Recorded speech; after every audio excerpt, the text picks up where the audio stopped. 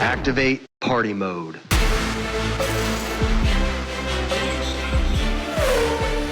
A-firm, party mode engaged. Hello and welcome to Party Mode, the F1 podcast with no limits. I'm Jethro Bovingdon and I am joined by my good friends Matthew Collins and Charlie Curtis.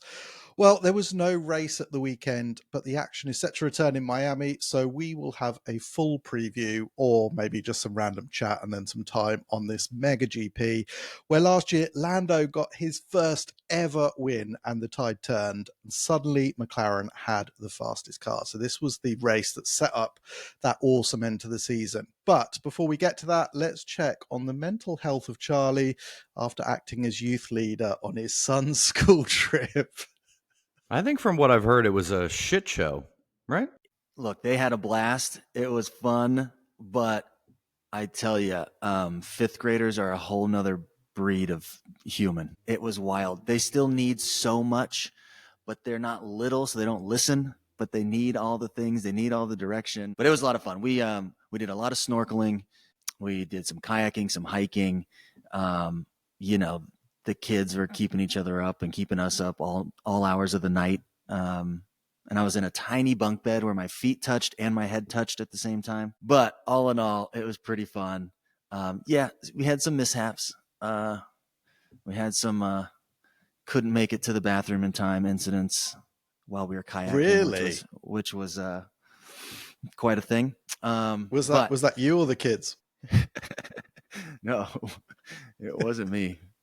But it could have been Charlie's an adult. It could have been an adult concerned if like a parent is listening to this and worried if he can tell this story or not. Yeah, I don't want to out him, but it was wild. It was wild. I'm still catching up on sleep, I think, from that trip, but it was fun. I'm glad I went. Also, honestly, I'm glad I went because the other chaperones, very nice people, I don't think could have facilitated as many activities. I mean, I spent 3 hours of the first day putting wetsuits on 50 kids that had never experienced a wetsuit before. They weren't dry suits. They were really thick though. Yeah. Okay. Because it's way harder to put on than the normal wetsuit. Yeah. Like I brought my wetsuit and it was a breeze. It's like putting on a pair of sweatpants, but these were serious and there was hoods and the whole nine. They were like diving suits, and getting 50 kids into them was insane. An insane task, and we did it twice that day, but it was a lot of fun. I'm glad I went. Glad we made it home in one piece. This was good. Yeah. Jethro, did you get up to anything? Have I done anything? I have not been traveling, which has been nice. I think as I do this podcast, I feel like I have a good life and do lots of things, but some weeks I'm like, oh shit, I did nothing. Maybe I have a much more boring life than I think. Doing nothing is great sometimes. Let me tell you. It is great. It's been really good, but I am excited because I'll be back for the race, but on Thursday I'm going out to the Nürburgring. So fun. I have a big, I have a trip planned with my own Porsche. So I'm sort of nervous and excited, trepidatious. Not driven it around there before. It's had loads of work done. I've been scrambling to get new stupid little things because every time I go on the internet, I click on a new thing that I want. So wheel spaces and a differential that hasn't actually turned up. So that's a bit of a bummer, but loads of little bits. I'm going with a guy. Do you follow cycling at all? Well, you watch the Olympics, right? So you follow competitive sport. So Britain's, I think he might not be anymore, but he was Britain's most decorated Olympian, Sir Chris Hoy, cyclist. Let me look it up because I don't. So if he's Britain's most decorated, he's got like one medal or something. Is that how many? One or two? I'm going to read this to you. He is an 11-time world champion, 6-time Olympic champion, 7 Olympic medals, 6 gold and 1 silver. He's a legend. Like he's Scottish, so I mean, we have to claim him as British, even though he would not identify with us as he was on Team GB, obviously. But so he's into cars. I've met him through jobs loads of times. We've worked together a few times. He's raced at Le Mans. He's a dude. He's real dude. And he recently got diagnosed with cancer, which turns out to be stage 4 cancer.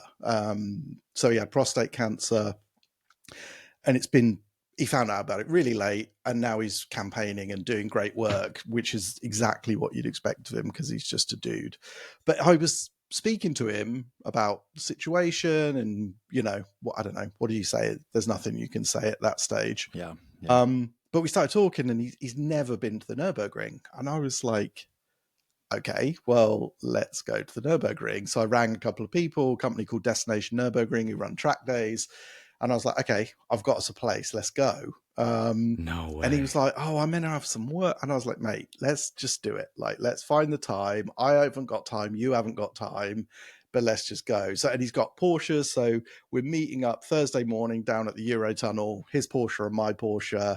I think he's coming with another Olympic athlete, gold medalist, which is going to be vaguely depressing for me that they've achieved so much and I haven't. But yeah, and we're driving out to the ring, and then on Friday we've got a full day driving around the Nürburgring, and it's so rare. I love driving, and I get to do it so much with my job, but it's so rare for me to do it purely on a leisure basis. Like, I don't have to worry about photography and filming and people ringing me about, have you got this cover shot, or have you got, like, all that stuff's gone. So I've got So it's just a fun day. It's just a fun day. Really cool thing for me to do with him. Really great for him to finally get to see the Nürburgring. Loads of people I know will be there, I'm sure. So that's my less boring week ahead. So are you going to have a little GoPro set up on at least on your car for the lap? I will. Yeah, I'll take a GoPro. I'll take a few bits and bobs. And because Rocco's now doing a bit of video editing, my son, I'll get him to edit together a little bit. It'll just be like a social media Yeah, that'd thing. be rad. It's not a job. So when you take your car there, let's say you get some sort of damage, can you have insurance for that? Or like any of these guys have these expensive, it's all on you. So you break something. You can get insurance, but it's so expensive. So it'll end up costing you a fortune, and then there'll be an excess of like 20,000 or whatever. And so it gets to the point it's not worth it. The problem with a ring, I never drive around it in my own car, really, because why would I when I can often borrow them? So I'm lucky in that regard. But yeah, there's the specter of damage, because it's not like it's a bit like Jeddah. If you crash, you hit a barrier pretty much straight away. So, and not only that, they charge you for the Armco. So they charge you for the barrier. So they come out on a public day. I'm going on a dedicated track day, which is much safer. It's like set number of cars. Everyone knows what they're doing. But if you go on the public days where you just pay per lap, if you crash, they come out with a truck, pick your car up. They measure how much steel they need to replace, and they charge you then and there. They have a credit card machine right there, so you don't get your car back or recovered. You're not leaving that place until you pay for your damage. Yeah, that'll be fun. So fun. Yeah. What about you, Matt? Been up to any good things, or are we nearly ready to talk F1? Is your life boring as well? Honestly, pretty boring. I just did a lot of Muay Thai, a lot of work, and took care of my daughter, and that's it. She's crawling around now, getting into everything. We had to put locks on all the doors now, like all the little cupboards and plugs in all the plugs and all that stuff. But she's napping better. She's sleeping better because she's just exhausting herself. So it's so fun, but the baby gates are up. Everything's up. Safety zone. Hide the edibles, Matt. Hide the edibles. Yeah. I prefer just the rolled in paper. Oh, okay. So we're good. Okay. She would have to get very skilled. So is the weed law the same as the drinking law in the US? Is it 21? Yeah. It's state by state. California. In California it is. Mm-hmm. Canada, it's legal 19 for everything. In some states, it's 18. So like Montreal or some provinces, you can get anything you want at the age of 18. And you can travel with it. In Canada as well? It's federally, it's illegal across the whole country. So you can travel with like 2 huge bags of weed on the plane and there's zero issue. Wow. But here, because it's state by state, you can't travel because an airport is considered federal. So it's very different. Yeah, we are still in the dark ages in that regard, in that which is weird because we can drink at 18, and I would say generally more liberal about that sort of stuff, but we are just really locked down on the weed front, which is, I don't know, it doesn't make a lot of sense to me. I mean, my contact with drugs as a kid was like the weed dealer also has a lot of other stuff that you definitely don't want your kids getting into. So it's like, yeah. Okay, shall we talk some F1? Yeah, why don't I describe the track quick, and then we can kind Okay. of go from there. Yeah, and we can talk about your Miami memories because you boys have been, so we can talk Yeah. about what it's all about. It sounds fun. Okay, so this week we have the Miami International Autodrome, which is a track that is 5.4 kilometers long. There are 19 turns, 3 DRS zones, top speed of over 350 kilometers an hour. The average speed is 222 kilometers an hour. Max holds the lap record at 1.29.7, and race distance is 57 laps, totaling 308 kilometers. It's designed by Apex Circuit Design. A lot of elevation changes, notable between 13 and 16. Challenging sections, 14 and 15 chicanes.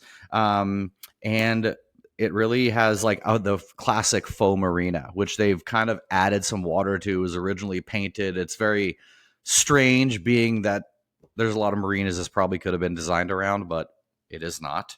And yeah, last year we had Lando winning his very first race last year. And I think Donald Trump took credit for that and thinks that Lando won because he was there. So pretty exciting. We'll see if he has another appearance this year. Oh, that's right. He was with McLaren, right? So the orange man was in the orange garage. Sticks with the orange. Yeah. The Cheeto orange car. Well, they probably all have to pay 25% more just to be in there this year, don't they? So maybe Trump won't be there. Who knows? This was the classic. We went before, but Charlie got to be responsible with Dax for, I think, what we call the biggest epic failure in F1 history. It was wonderful. One of the greatest things broadcast that history across all sports, across all sports, all events, all live reporting. It was the biggest flop. I suggest you go back and listen to that episode if you're listening right now. It's still up there. It was perfect. Yeah, we should look up what it was called and put that in the notes because it was a classic moment of Dax and Charlie. Dax, who has literally interviewed Barack Obama, Harry and Meghan, all these other, everyone, Bill Gates and him are like best buds, and he interviews them live on stage, and he could not get an interview done at Miami. And when he did, it was like he was talking to some sort of god when he finally got hold of Toto. It was bizarre, but brilliant. Because we had full access, press access. Like we had every credential we could get anywhere. And so, of course, we bring all this stuff. Like, this is going to be so easy. Everyone's going to be floating around. And after we saw the setup, there's like the little, where all the teams have their little booths, which happens to be on the football field. And it's dead in there. It's just each team has their little building where they're, certain people are eating or the drivers are doing meetings or whatever it is. But we're like, this is going to be so easy because everyone is here. There's no fans. It's just like us and the teams. And yeah, as we get closer, like couldn't do it, couldn't pull the trigger. We're like, oh, there's maybe like, oh, that's LL Cool J. Let's go talk to him. Yeah. And we go over, and then of course we get close, like, oh, maybe later.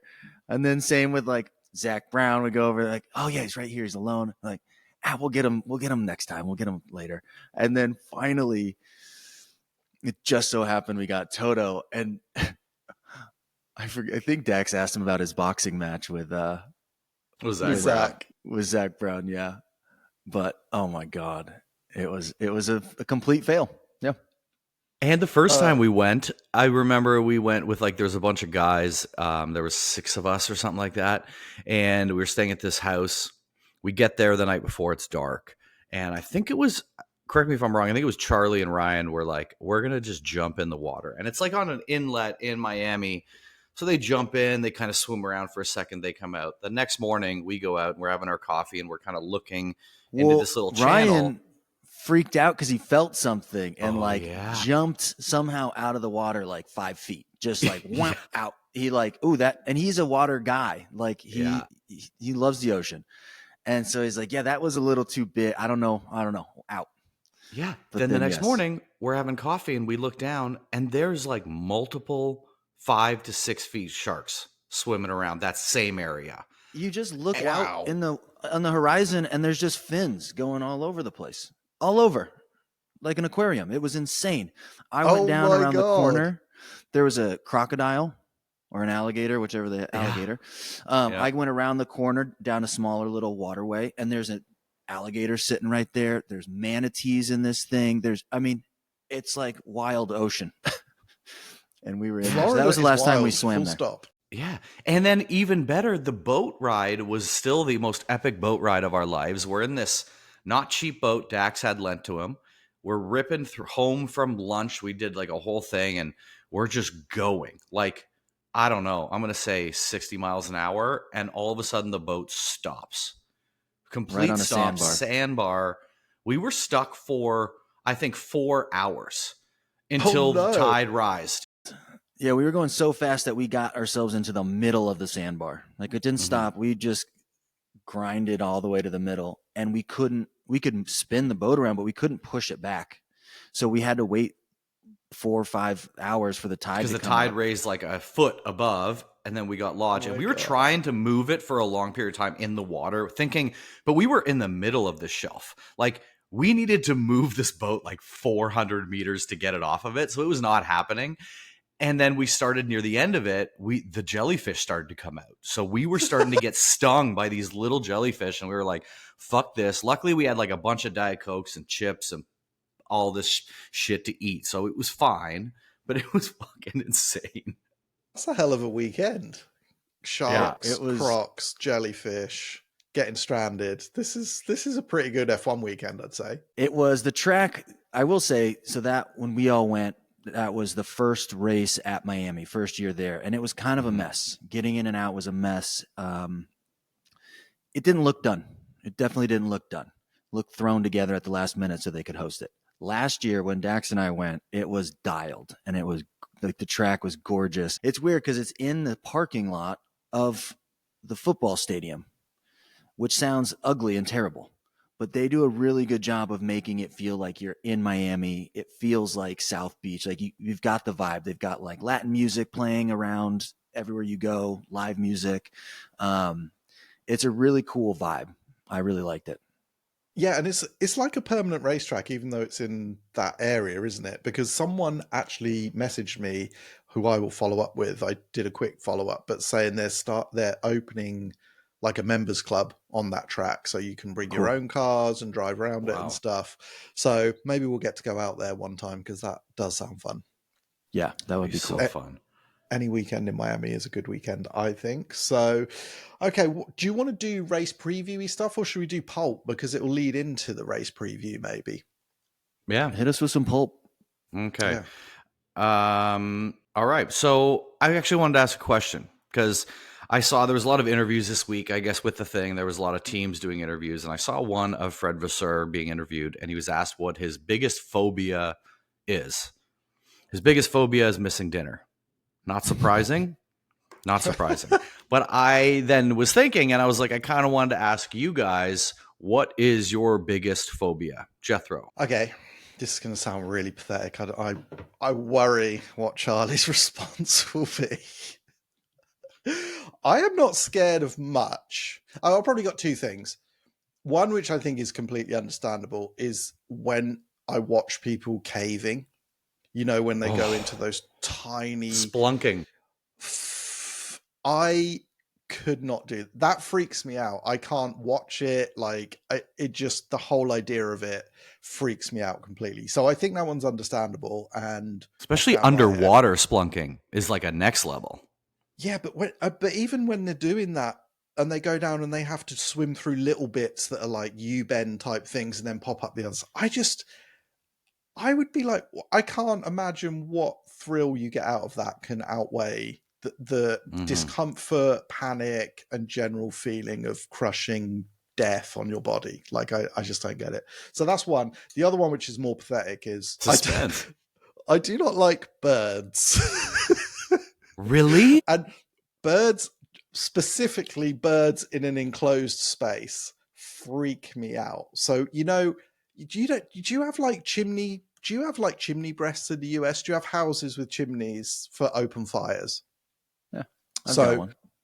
When birds get down the chimney, which happens in the UK from time to time, because these like big chimneys, and then they're flapping around inside the house. It freaks me out. And once I was at my mum's actually, and she was doing a lot of looking after my niece at the time, so my oldest brother's daughter, who was like 5 years old. And I just heard her like freaking out. I was in the kitchen. I went into the sitting room, which was just around the corner, and there was a bird, like a little black bird or something, not even a black bird. It was probably like a sparrow. And she was stood in front of me at the door, and this bird was flying directly towards us, like right towards my forehead. And I remember vividly, I just pushed her in. She was 5 years old, less, probably 3 years old. I just pushed her gently into the room and shut the door and put myself outside. Oh, it was a classic, this poor guy. But it was just completely instinctive. I was just like, I saw it coming, just put my hand on her back, pushed her in and shut the door. And I was like, Mom, there's a bird in the house. I think only 3 weeks ago, Erica texted me and I was at the gym and she's like, you have to come home. There's a bird in the house. I'm like, what are you talking about? She's like, yeah, the door's open and it flew in. And she was freaking. She locked herself and the dog in the guest room. And she's like, I can't even go out and there. the dog, because she like the protection in case the birds got under the door. Well, she's like, yeah. She's like, I don't want the dog to go eat the bird. I don't know. She was panicking. And it was, I mean, the size of a baseball, this tiny little bird. They flap and then they shit Well, yeah, everywhere. they fly. So you've That's got this like, what's the word? Frenzy of flapping. Birds look evil to me as well, don't you think? They've just got that evil, and they move. Their heads move. Little birds, you know the way they move. They move so quick, you can't see their head move. You just see it locked in different positions, which is freaky and against the laws of nature as far as I'm concerned. So I think they have some evil shit going on. I'm not scared of birds, but in a closed space, I don't think all bets are gone. Closed space, Well, there you go. I agree with that. Yeah. Okay, Charlie, so what they're my about you? two. Charlie, what about you? I think similar to the caving. I mean, I guess that would be a specific example, but being stuck, whether it's like in a crowded elevator or in a line that like I can't get out of, like when we were in Montreal last year, GP, yeah. and we're in this crowd of people, and it's one thing to just have to wait, but like there was a point where we were looking behind and in front, and there's no way we could get out of there. We have to ride it out. I don't like that feeling of being stuck. No plausible escape plan. I don't like that. And so I guess cave spelunking was not big time. It's not on my to-do list. Mine's a little bit less extreme than these. I have a poo phobia where if I'm going to go somewhere, I'm terrified if I haven't pooed before I have to go there, and it's going to like come at the wrong time. Like I don't know. It freaks me out. Are you pretty a regular guy though? Do you I'm have pretty your regular? time? Like first basically halfway through first cup of coffee every single morning. So if it's not, and I have to wake up early for something and I have to go to something, like a lot of the times I work with actresses early in the morning and I go to their house, and if I haven't done it, I'm freaking out. Like I'm not going to go just unload in one of their bathrooms. And I don't know what they have. Do they have poopery? Do they have little poo spray? Do they not? Like, do I have to triple flush? Like, what do I have to do?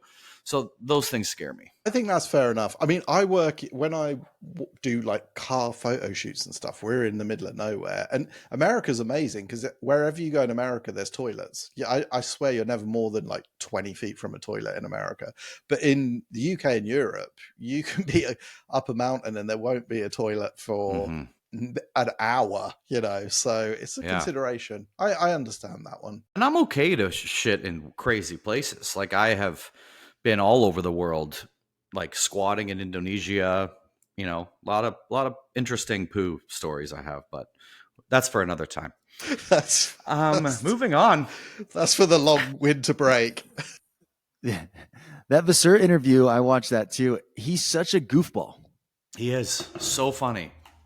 And it's so weird because when you see him, he doesn't look that part. But all these, like this interview is so goofy. He was like laughing, like cracking himself up and like making jokes, and didn't answer one serious question, just making jokes, which is what did he say his nickname bizarre. I know his nickname for Lewis is Lulu, but his nickname for Choo Choo and Lulu. Choo Choo and Lulu. That's what it something was. Like yeah, he seems like such a great dude. He really does. Loves him. I mean, they all love him in the team. And he's done a great job up to now. So the question is, does he keep that demeanor if Ferrari still struggle in another 6 races or whatever? Because he's been on a really good path, hasn't he? Yeah. I think it's time he changes that attitude a little bit. Well, I guess in that same kind of thing, Carlos Sainz says his hardest thing with the new car is the Mercedes power unit. It was a really hard switch from back and forth. So we wonder with Lewis challenging, it's like, is going from Mercedes to Ferrari or Ferrari to Mercedes the hardest car switch out there because they drive so different? I don't know. Do you have any insight on that, Jethro? I don't have huge insight, but I would say I get they're different. They have different power delivery characteristics. The Ferrari is much more responsive, I think, at lower revs. It's got smaller turbos. Lewis was talking about engine braking and how everything is. These cars are so configurable. And although they end up at the same lap time, they've obviously taken really different decisions of how to get there, be it the power unit, the chassis side, the steering, everything's different. And I absolutely get it. But Lewis is 7-time world champion. He should be able to jump in the car. Maybe that last half a tenth is elusive and is hard to get to, but to me it's a conundrum. I don't get why he can't get the best out of the car, and how he did in China and literally dominated the sprint race and put it on pole, and now he's fallen further behind. So the question is, like, is this an age thing where we're only ever going to get glimpses of how great he could be, because he can still achieve it from time to time, but he just can't do it consistently? So is this he's falling off that inevitable cliff? Or is it for real that it's just a matter of getting used to the car? I think if he'd come from Mercedes and been kicking George's ass, we'd all say, oh, he just needs to get used to the car. But the fact that he had a bad year last year and now he's just been super patchy in the Ferrari does make me worry slightly that maybe it's not coming back. Maybe he's still a really good F1 driver, but the magic is... it just goes. Maybe it just goes. It's hard to admit, isn't it? But I think it could be the truth. I'm still holding on until Charles really starts to dominate, because so far he hasn't shown us anything that would lead us to believe the car is elite. I think Mercedes, McLaren, they have better cars or better performance out of their cars. So still holding out hope for Lewis, but once Charles clicks in and he starts putting it on pole or more podiums or wins a race, I think it's going to be time for Lewis to step up and make something happen. I hope you're right. I genuinely want him to win another championship. I do feel like he was pretty much robbed of that 8th title.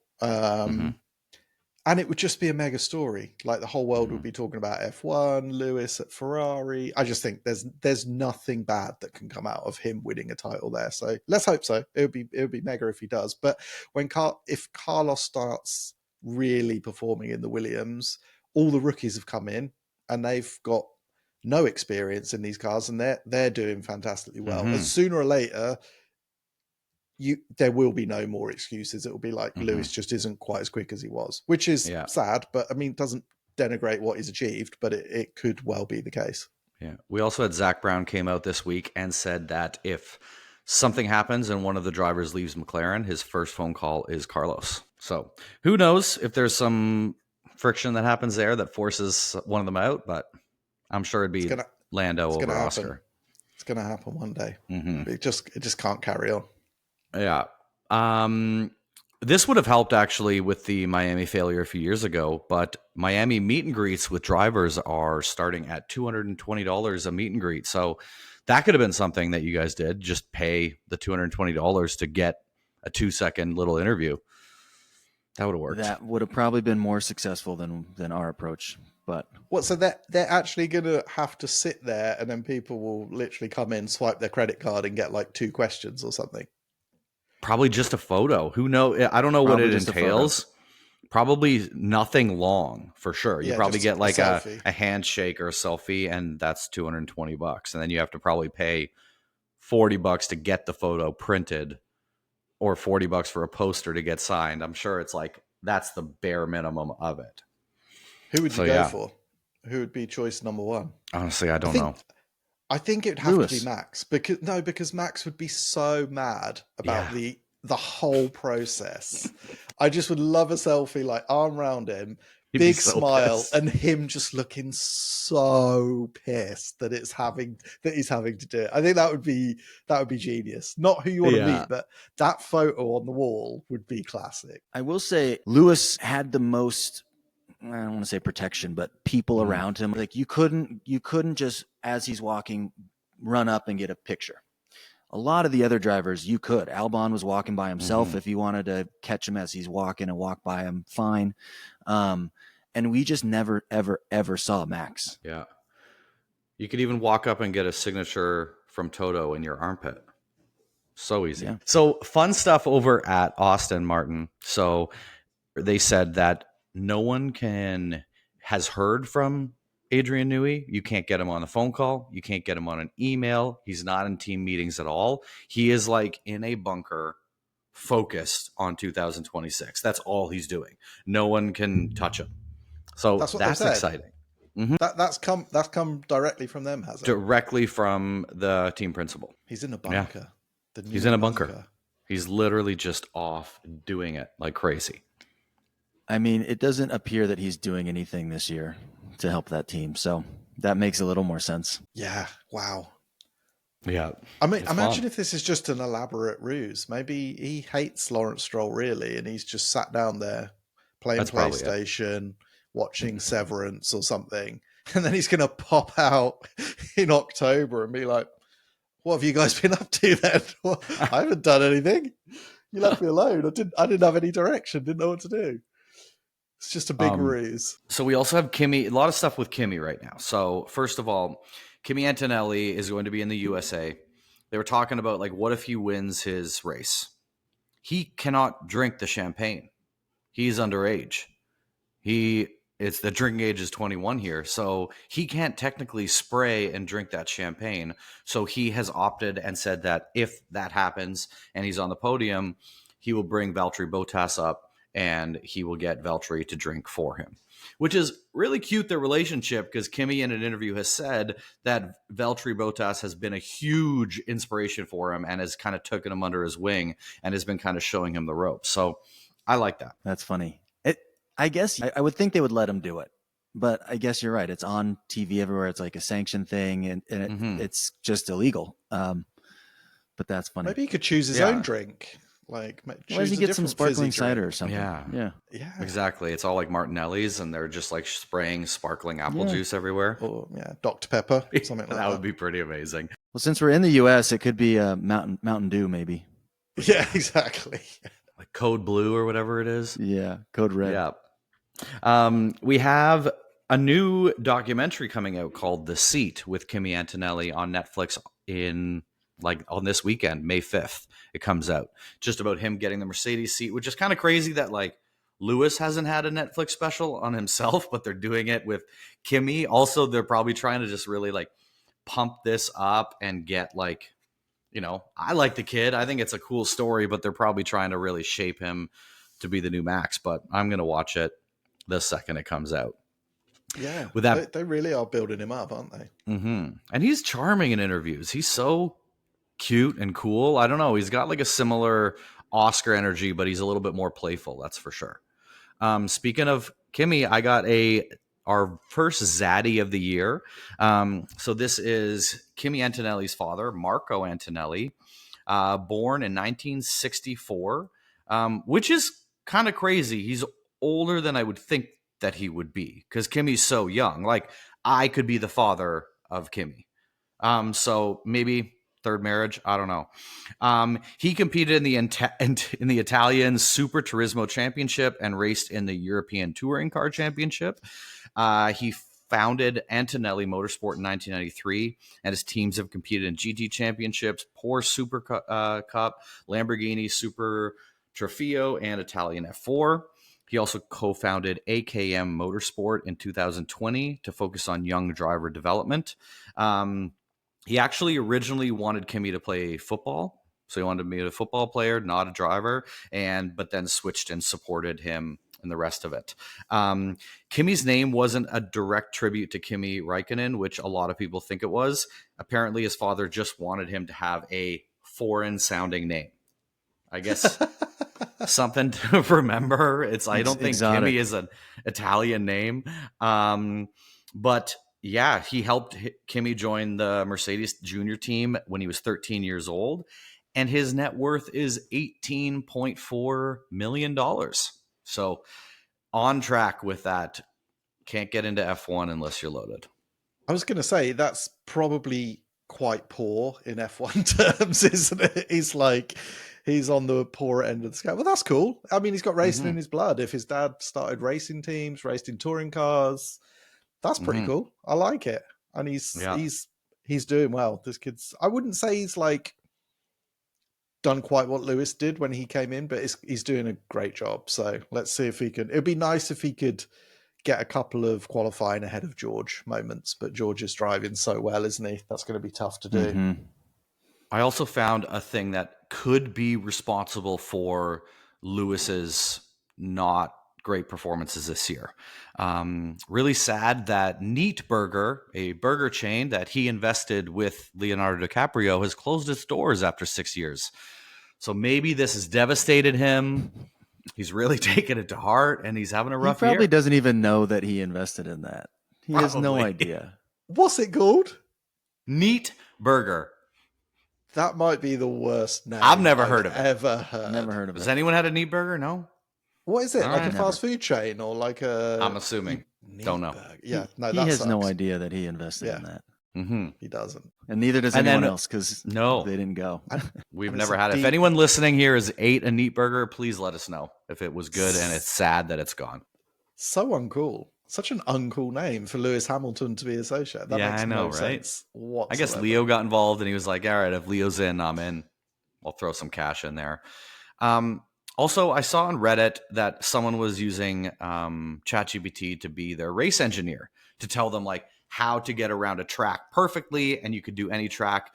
So I did that this morning, and to see how to get fastest around the Miami GP. And we talked last week about Brundle, kind of how it was like this incredible thing that he would take you through the track. So I sent this to Jethro earlier. He's got a better sounding voice to do this than us. So let's hear Jethro's track breakdown and make it real romantic and sexy, Jethro. Okay, well, I can't because you told me to just read out what I can have whatever it chat GBT tells me to say. But I will say Martin Brundle's a legend, so apologies if this doesn't come out well. Okay, let's take a lap around Miami, shall we?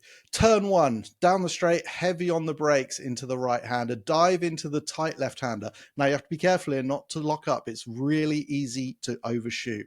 Turn 2 and 3, sweep the car smoothly through here. You want to keep the throttle steady, keep the tires alive, but be careful because the exit to the pit lane is on turn 3 and it's unsighted. There could be action there in the race. Okay, turn 4, 5 and 6. This is flat out. The car should be dancing underneath you.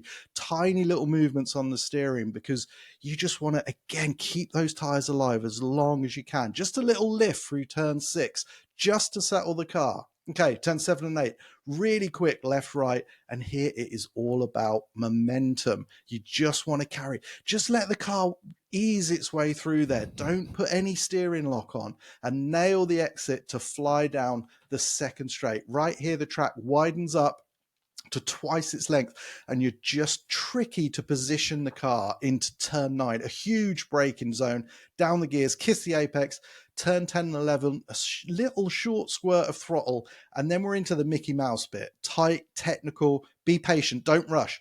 Every little bit of speed you can take out of turn 11 is vital because what follows is a huge straight. Okay, turns 13, 14, 15, we're in the stadium section. This is tight and bumpy. The car feels heavy, awkward. Over the crest, car gets light. Just be careful because you can lose the rear end here. Turn 16, eyes forward, straighten it up early. Again, a crucial exit to get onto the biggest straight of the track. This is where you're going to get the DRS. This is where there could be the overtakes. Okay, we're down the back straight now, approaching turn 17. This is big. You're doing over 300 kilometers an hour, and you have to stand on the brakes and then throw it into the hairpin. At this point, the tires really are screaming, and you just want to keep eking the tire life out. Turns 18 and 19, quick left, right. don't lift here. Hold every little bit of speed. You are just inches from the wall and over the start finish line. So this is one lap of Miami. It's a really tricky track with big contrast between high speed and low speed. You're going to need a good top speed. And most of all, you just need to be precise up to the walls. Woo! That was hard. Wow. That was incredible. I'm Wow. sweating after that. You know what? I think I just found our sign off as you were going there. It was incredible. And until then, kiss the apex and a short squirt of the throttle. We Well, might not be able to oh get my you God. back on here next week once everyone hears this. You might have a new job. Well, I mean, I didn't write it, so I just read it out and added one like knows 2 little that. bits. So yeah, I mean, who knows anymore? My kids do their homework with AI, so same That was thing. incredible, Jethro. I liked it. Well, was thank impressive. you guys. That It was was a impressive. lap. That was a lap of Miami. There are going to be, how many did you say, Matt, in the race? 57 or something? Yeah. 57, I think. 57. 57 to come this weekend. So let's get into P10 because we need to find out who's going to be in P10 at the end of this race. We got to And remember. who knows? Charlie's got everyone. But Charlie, you don't need to choose because whoever it is, you're just going to claim. Whoever wins is who I would have picked. Yeah. All right, who's going first? Jethro, go. I'll go first. last because I won. Did you? Okay, let me go. Let me go first because Charlie thinks he won and you did win, and Charlie's already won one. I never prepare for P10. I just have to go with instinct, I think. I keep going science and he's letting me down, so I'm not going to go for him. I'm going to go for Gasly. Okay. Yeah, Who's your race Gasly. winner? Do your race winner as well. To me, it's starting to feel like Lando really needs a win. I'm worried that if he doesn't turn it around quickly, Oscar's going to get into his head and he's just going to keep throwing it away. So I'm going to have faith that Lando will find speed, take confidence from last year and win the race. And then, yeah, I'm going to put Gasly P10. Man, I'm going to go ahead and steal signs. I'm going to go signs for P10. That's a good one. Who do I think is going to win? I think Lewis is going to win. Whew! Mhm.